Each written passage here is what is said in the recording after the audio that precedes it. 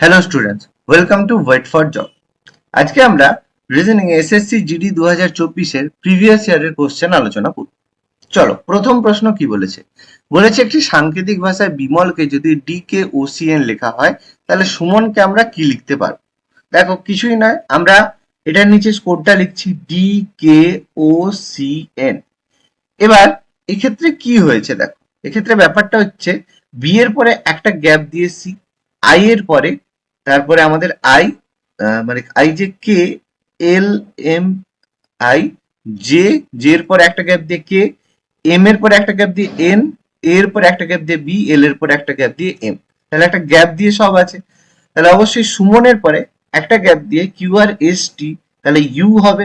You এর পরে একটা গ্যাপ দিয়ে ইউ বি ডাব্লিউ হবে। তাহলে এম এর পরে একটা গ্যাপ দিয়ে এম এন ও হবে। তাহলে ইউ ডাব্লিউ ও কোন অপশন আছে? অপশন এ আছে উত্তর। ভীষণ সহজ প্রশ্ন, শুধু একটু মাথা খাটালেই হবে। ওকে, চলো পরবর্তী প্রশ্ন কি বলেছে।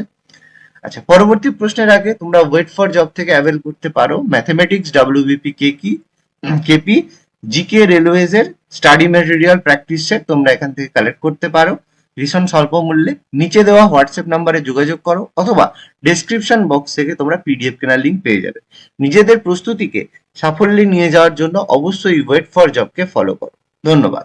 পরবর্তী প্রশ্ন, কোন একটি সাংকেতিক ভাষায় বুক সমান যদি 21515111 হয়, তাহলে পেন ইজ ইকাল টু কত হবে? ঠিক আছে, দেখো এক্ষেত্রে কিভাবে অ্যান্সারটা হবে। দেখো, প্রত্যেকের বুক ইজ ইকাল টু যদি আমরা 215111 হয়, তাহলে এক্ষেত্রে কত হবে? 1616514। ঠিক আছে, পরবর্তী প্রশ্ন, একজন ব্যক্তিকে দেখে বিকাশ বলল, তিনি আমার ঠাকুরদার একমাত্র ছেলের বোনের ছেলে, তবে ব্যক্তিটি বিকাশের কে হবে? তাহলে জিনিসটা দেখো কিভাবে করবে। একজন ব্যক্তিকে দেখে বিকাশ বলল, তিনি আমার ঠাকুরদার একমাত্র ছেলের ছেলে, তার মানে আমরা এখানে যদি ড্র করি যে এটা একটা বিকাশ, ঠিক আছে, তাহলে বিকাশ বলছে বিকাশের কোনো একজন বাবা রয়েছে, বাবার বাবা রয়েছে বিকাশের ঠাকুরদা।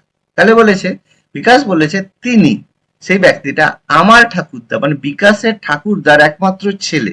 তাহলে একমাত্র ছেলে মানে সে বিকাশের বাবা হবে। তাহলে অবশ্যই বিকাশেরও সে বাবা হবে, আমার এক ঠাকুরদার একমাত্র ছেলে।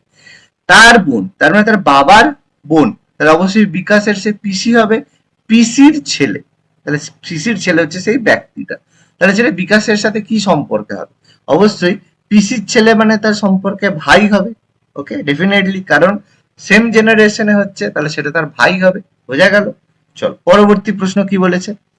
কোনো একটি নির্দিষ্ট বছরে গান্ধীজির জন্মদিন যদি রবিবার হয়, তাহলে একটি নির্দিষ্ট বছরে যদি গান্ধীজির জন্মদিন রবিবার হয়, তাহলে ওই বছরে ক্রিসমাস কবে হবে? তাহলে গান্ধীজির জন্মদিন আমরা জানি 2 অক্টোবর, সেটা ছিল রবিবার।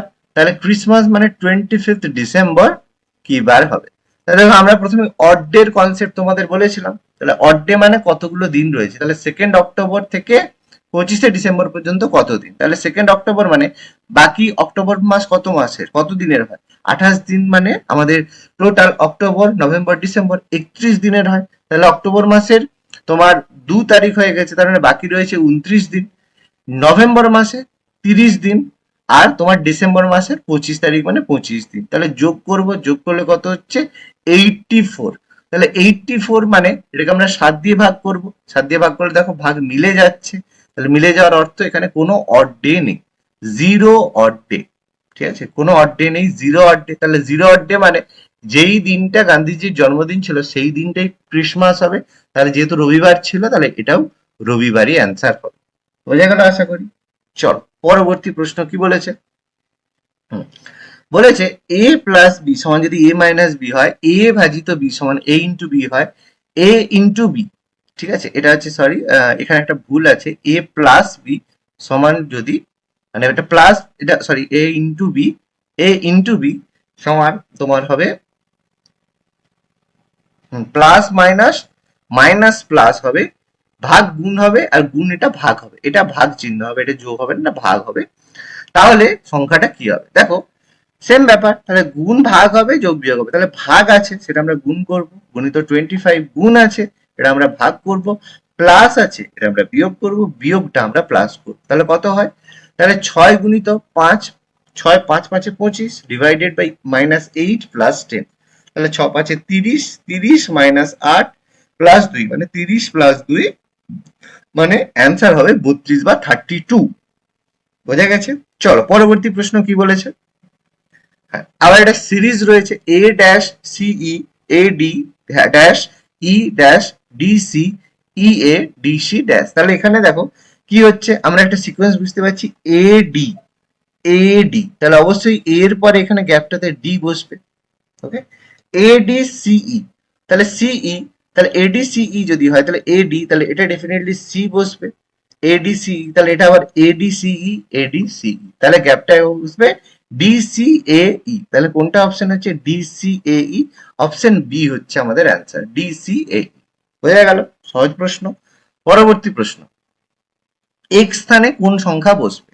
দেখো এখানে কি হয়েছে, আমরা যদি গ্যাপটা লক্ষ্য করি 0 থেকে 3 3 গ্যাপ রয়েছে, ঠিক আছে, তাহলে এখানে 3 গ্যাপ রয়েছে, এখানে 3 থেকে 8 মানে 5 গ্যাপ রয়েছে, 8 থেকে 15 মানে 7 গ্যাপ রয়েছে, 15 থেকে 19 9 গ্যাপ রয়েছে, 24 থেকে 35 11 গ্যাপ রয়েছে, তাহলে এটা কত হবে, বিজোড় সংখ্যার গ্যাপ মানে 13 হবে। তাহলে 35-এর সাথে 13 যদি যোগ করি তাহলে আমাদের অ্যান্সার কি হবে, অ্যান্সার হবে 48, তাহলে ডি হবে আমাদের অ্যান্সার। চলো পরবর্তী প্রশ্ন কি বলেছে, যদি 55 প্লাস 66 সমান 3 হয়, 22 প্লাস 99 সমান যদি 33 হয়, তাহলে 48 প্লাস 44 প্লাস 48 সমান কি হবে। দেখো এটা কিভাবে হবে, কঠিন নয়, সহজ। 5 আর 6, এটা দেখো 5 আর 6 আছে, তাহলে 5 আর 6 যোগ করলে আমাদের কত হয় 11, তার সাথে আমরা 3 গুণ করব, তাহলে কত হচ্ছে 33। 5 আর 6 এর জন্য প্লাস 5 প্লাস 6 মানে 11 প্লাস 3 33। এখানে দেখো 2 প্লাস 9 যোগ করলাম কত হচ্ছে 11, 11 সাথে 3 গুণ করলাম তখন হচ্ছে 33। সেম ব্যাপার এখানে 4 আর 8 রয়েছে, 4 প্লাস 8 করলে কত হয় 12, 12 সাথে 3 গুণ করবো, 12 3 36, তাহলে অ্যান্সার হবে 36। বোঝা গেল আশা করি। ওকে, চলো পরবর্তী প্রশ্ন কি বলেছে, ইএফ, এটা যদি সিকোয়েন্স রয়েছে আমাদের গ্যাপ রয়েছে, এটা কি হবে।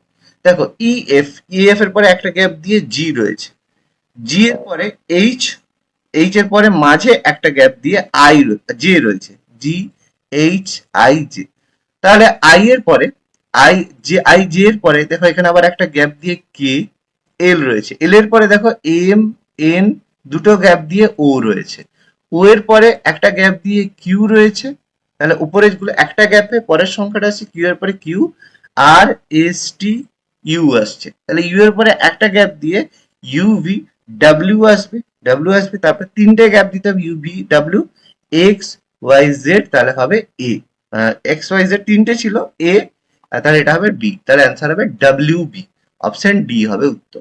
বোঝা গেছে? চলো পরবর্তী প্রশ্ন, সোমাকে যদি এম ও এস লেখা হয়, সীমাকে যদি এটা লেখা হয় তাহলে কি হবে।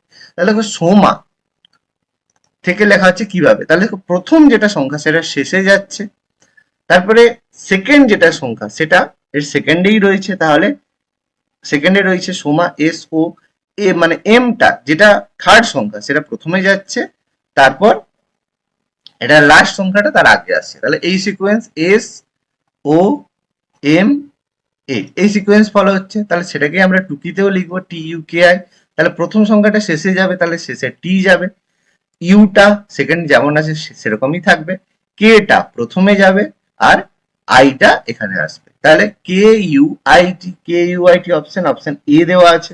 বোঝা গেল? কঠিন নয়, সহজই প্রশ্ন, শুধু কেয়ারফুলি করতে হবে।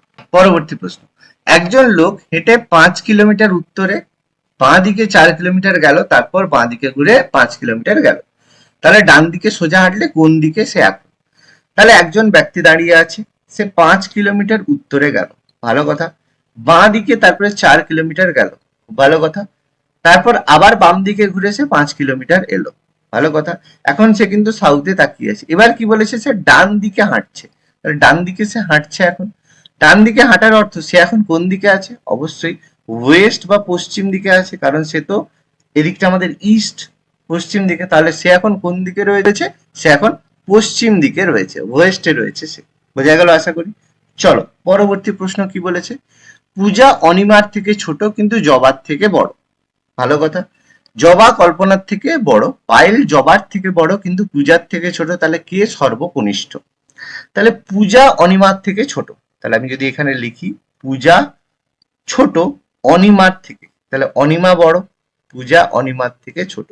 কিন্তু পূজা জবার থেকে বড়, তাহলে অবশ্যই জবা মাঝে থাক, জবা সবচেয়ে ছোট হবে। জবা কল্পনার থেকে বড়, তাহলে অবশ্যই কল্পনা সবার শেষে হবে, কল্পনা সবচেয়ে ছোট। পায়েল জবার থেকে বড়, তাহলে পায়েল মাঝে থাকবে, জবার থেকে বড় কিন্তু পূজার থেকে ছোট, তাহলে অবশ্যই মাঝে পায়েল আছে, সে জবার থেকে বড় কিন্তু পূজার থেকে ছোট। তাহলে কে সর্বকনিষ্ঠ? অবশ্যই শেষে যে কল্পনা রয়েছে সেই সবচেয়ে ছোট। ওকে, বোঝা গেল। চলো পরবর্তী প্রশ্ন কি বলেছে। এ বি এর মাতা, বি সি এর কন্যা, সি ডি এর পিতা, এ ডি এর কে হবে? দেখো এ বি এর মাতা, তাহলে এ হচ্ছে বি, বি এর মাতা হচ্ছে এ, একজন মহিলা এ। বি সি এর কন্যা, তাহলে অবশ্যই সি এর কন্যা হচ্ছে বি। বি একজন কন্যা মহিলা বলেছে, কার না সি। এবার দেখো সি এর যদি, বি এর যদি মা এ হয় তাহলে সি নিশ্চয়ই পিতা হবে, নাহলে কি করে হবে, সম্ভব নয়। তাহলে বি সি এর হচ্ছে কন্যা হলো, সি ডি এর পিতা, তাহলে সি ডি এর পিতা, তাহলে দুজনের পিতা, মানে সি আর এ বা মানে বি আর ডি এর বাবা মা হবে। তাহলে অবশ্যই, তাহলে বলছি মানে ডি কিন্তু এখনো আমরা জানি না ছেলের নামে, তাহলে এ ডি এর কে হবে? তাহলে এ অবশ্যই ডি এর মা হবে, মাতা হবে, মাতা হতেই হবে। কিন্তু যদি উল্টো কোশ্চেন দিত যে ডি এর কে হবে, তখন কিন্তু আমরা বলতে পারতাম না, কারণ ডি এর জেন্ডার কিন্তু স্পেসিফাইড নয়। যদি বলতো একমাত্র যে ডি বি বি সি এর একমাত্র কন্যা, তাহলে একমাত্র কন্যা যদি হতো তাহলে অবশ্যই ছেলে হতো ডি, সেটা যেহেতু বলা নেই তাহলে হলো না। পরবর্তী প্রশ্ন, নয়েজ কে বলা হচ্ছে এটা, তাহলে সাউন্ড কে বলা হবে কি? তাহলে দেখো জাস্ট রিভার্স টাইপের কিছু একটা জিনিস আছে, noise N S I O E. তাহলে প্রথমে দেখো এন ঠিক আছে, কোনো অসুবিধা নেই, নয়েজ। ও দেখো একটা ছেড়ে, আই দেখো ঠিক আছে, ই দেখো ঠিক আছে, তাহলে মাঝের একটাই শুধু এক্সচেঞ্জ হয়েছে। তাহলে সেম ব্যাপার আমরা সাউন্ডেও করবো, S O U N D. তাহলে প্রথমেরটা ঠিক, তারপরটা ঠিক, তারপরটা ঠিক, এনটা এখানে আসবে, ওটা এখানে চলে যাবে। তাহলে S N U, S N U O D, option A হবে উত্তর। কিছু না, একদম সহজ প্রশ্ন। চলো আজকে লাস্ট প্রশ্ন কি বলেছে। ফোর্ড যদি মোটর গাড়ি হয় তাহলে কম্পিউটার কি? দেখো ফোর্ড কোম্পানি, মোটর গাড়ির একটা কোম্পানি হচ্ছে ফোর্ড, তাহলে কম্পিউটারের যে একটা কোম্পানি সেটা কি হবে? অবশ্যই এইচসিএল কোম্পানি, এটা একটা কম্পিউটার কোম্পানি, ঠিক আছে, কম্পিউটার বিক্রি করে এইচসিএল কোম্পানি।